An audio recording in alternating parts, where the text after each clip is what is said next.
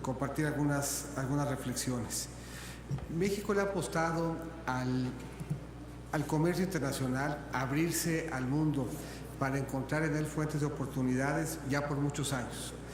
Y le ha apostado a hacerlo a través de dos vías. Y de hecho la primera vía por la que apostó México a mediados de los 80s fue incorporarse unilateralmente al GATT. Y eso manda una primera señal de compromiso, una primera decisión de abrir su economía para que en él participara el mundo y de buscar en el mundo un mejor marco de oportunidades, y manifestando así una primer convicción, un primer compromiso con el marco multilateral del comercio. De entonces para acá ha venido encontrando igualmente oportunidad de ir más allá de lo que este marco general de comercio, este marco multilateral, hoy en la OMC, entonces el GATT, prevé. Y ha venido buscando la posibilidad de construir acuerdos de libre comercio, de los cuales hoy tenemos la posibilidad de acceder a más de 44 mercados, siendo un país que ha complementado con inteligencia y con sentido estratégico su discusión y su participación en lo multilateral, con el complemento de irlo fortaleciendo al amparo de marcos bilaterales que le permitan una ventaja en determinadas regiones del mundo respecto de lo que el marco multilateral ofrece. Pero nunca ha descuidado, y eso hoy prueba ser una estrategia relevante, el marco multilateral. En él hemos seguido trabajando y esto ha permitido que en muchos casos el marco multilateral ofrezca, incluso por arriba de los tratados, un espacio y un soporte adecuado para llevar a cabo nuestra participación comercial. Aquí vale la pena señalar que México, respecto al resto del mundo, tiene un liderazgo importante en términos de sus negociadores, no solo su sentido estratégico, sino también su conocimiento práctico. Hoy tenemos a la cabeza de esta negociación a uno de los expertos más reconocidos en materia de comercio internacional, en la persona de Ildefonso Guajardo, y tenemos además la orientación de qué es lo que buscamos en la negociación y qué es lo que no estamos dispuestos a ceder, por lo que no nos ha faltado sentido estratégico frente a una negociación que, como su título lo implica, es el acuerdo de libre comercio de Norteamérica. Se implica la voluntad de las tres partes, la voluntad de las tres partes para haber alcanzado el acuerdo y la voluntad de las tres partes para permanecer en él. ¿Cuál sería el impacto de las diferentes variables? Nos obliga a hacer un análisis en donde determinemos qué nos da el Tratado de Libre Comercio en cada uno de sus diferentes rubros. Primero, ¿qué nos da el Tratado de Libre Comercio en materia de ventaja arancelaria? Uno de los elementos centrales del tratado y de una negociación comercial es justamente eliminar de entrada las barreras arancelarias al comercio. Un segundo elemento es evaluar lo que el tratado nos da en la posibilidad de resolver controversias. Un tercer elemento es la pertinencia del tratado en cuanto a generar certeza a las inversiones. Y un cuarto elemento tiene que ver con la posibilidad de mandar una señal de que tenemos la disposición de seguir trabajando en un marco de integración regional.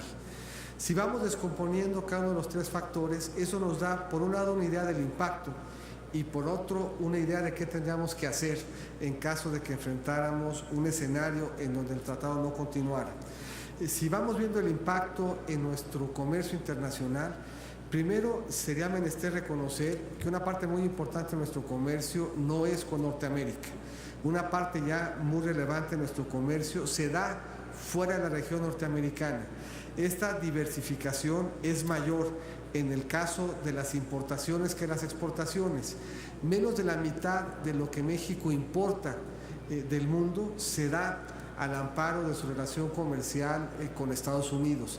Buena parte ya de lo que compramos fuera está por fuera, no solamente del tratado, sino de los Estados Unidos como región. Una parte menos importante, pero más o menos 1 de cada 5 pesos de los que México exporta, los exporta fuera de la región norteamericana, por lo que hay un primer corte. La máxima afectación se daría sobre este 80% que exportamos a los Estados Unidos y sobre este más o menos 45% que importamos.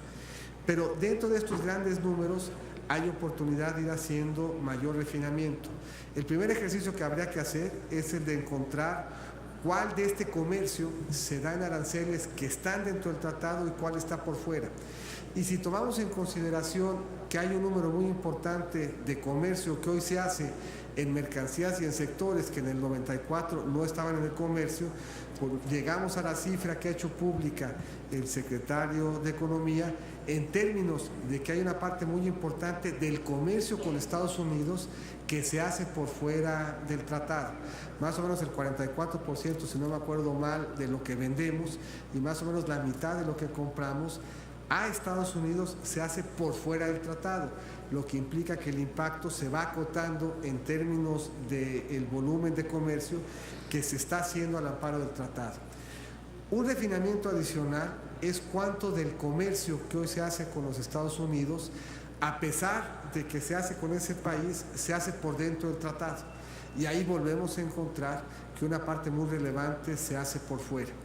Si seguimos revisando un poco las cifras, lo siguiente que tenemos que corregir es cuánto del comercio se hace dentro del tratado, pero que tiene el mismo tratamiento arancelario fuera de él. Y eso vuelve a acotar el impacto. Y el impacto al final se daría, desde el punto de vista estrictamente estático, en aquella parte del comercio que se da dentro del tratado, en aranceles que son diferentes en el tratado de lo que lo son en el marco arancelario de la Organización Mundial de Comercio, lo que reduce sustancialmente la exposición que tenemos al riesgo de NAFTA. ¿Qué tendríamos que hacer en caso de que esto no se diera? Y eso es igual para las importaciones que para las exportaciones. Tenemos la posibilidad de identificar medidas arancelarias, tenemos la posibilidad de identificar otros mercados de los cuales proveernos y otros mercados a los cuales voltear a ver, y tendríamos la posibilidad de buscar dentro del país mecanismos para sustituir esas importaciones.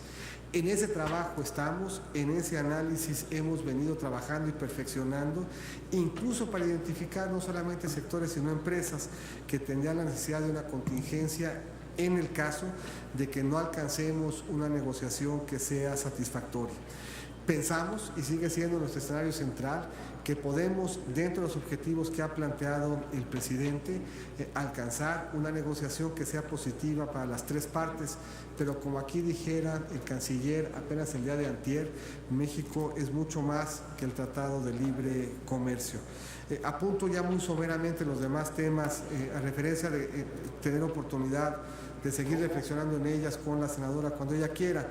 Esta propuesta del salario básico universal es una propuesta que ha surgido como una alternativa y que no ha sido adoptada por absolutamente ningún país del mundo, por lo que es sugerente desde la perspectiva del análisis, es sugerente desde la perspectiva de ver cuál sería el impacto en finanzas públicas, cuál sería el impacto en incentivos, pero ciertamente el día de hoy no tendríamos una sola jurisdicción, un solo país que la hubiera adoptado como una política pública vigente.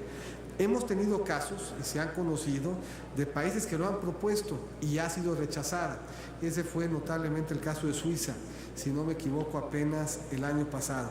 México, en términos generales, respecto de una cobertura universal de un salario básico, más bien ha preferido, y en ello ha sido pionero, que los apoyos se den de manera condicionada y selectiva a quien lo ocupa y a cambio de patrones de conducta que nos aseguren educación, salud y alimentación, sobre todo para los hijos y las hijas de quien hoy está en pobreza, en el ánimo de romper esa tendencia multilateral. En materia de reconstrucción son muchas las alternativas que se están ofreciendo.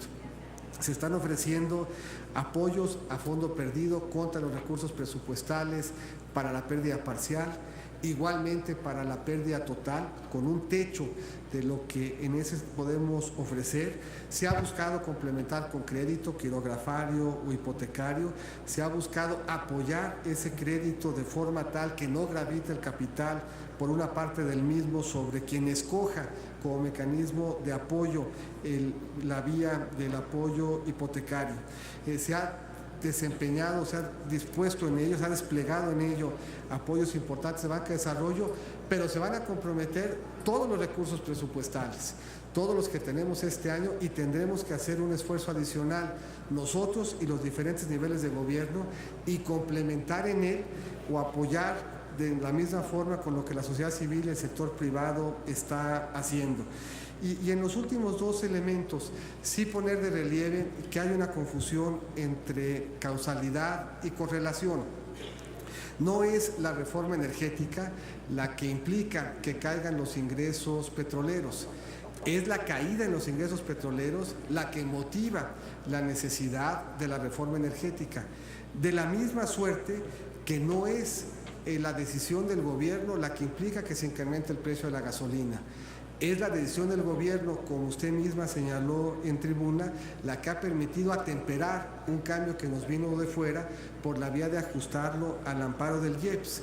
Ciertamente en el pasado, con condiciones de excedentes distintos, cuando el precio del petróleo estaba por arriba de 100 y la producción estaba cercana a los 3 millones de barriles, el país escogió entonces utilizar los excedentes para apoyar el precio de la gasolina.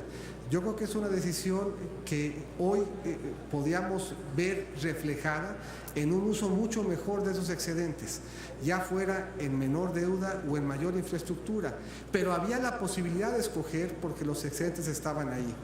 El día de hoy no tenemos esos excedentes, no los tenemos por precio y no los tenemos por cantidad, y por lo tanto estamos obligados, como lo hicimos, a reflejar una circunstancia que nos vino de fuera, pero la decisión que se tomó fue la de buscar suavizar su impacto por la vía, como aquí se señaló, de sacrificar ingresos por el IEPS, dando un estímulo fiscal que permitiera suavizar una circunstancia que nos vino de fuera. Muchas gracias, senadora.